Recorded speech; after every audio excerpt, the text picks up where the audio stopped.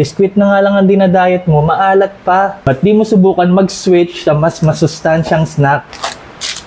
Soda cracker with chia seeds and tricolor quinoa.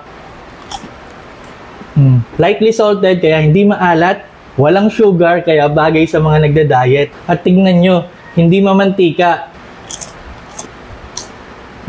Alam nyo ba na ang chia seeds at quinoa ay nabansagang mga superfoods?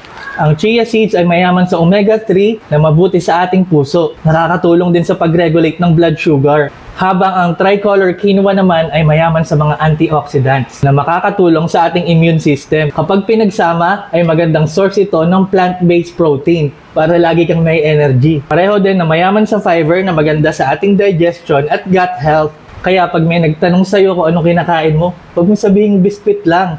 Ito ay super biskwit.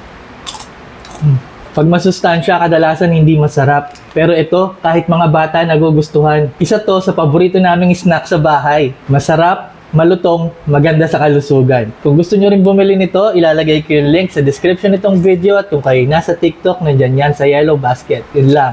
Peace!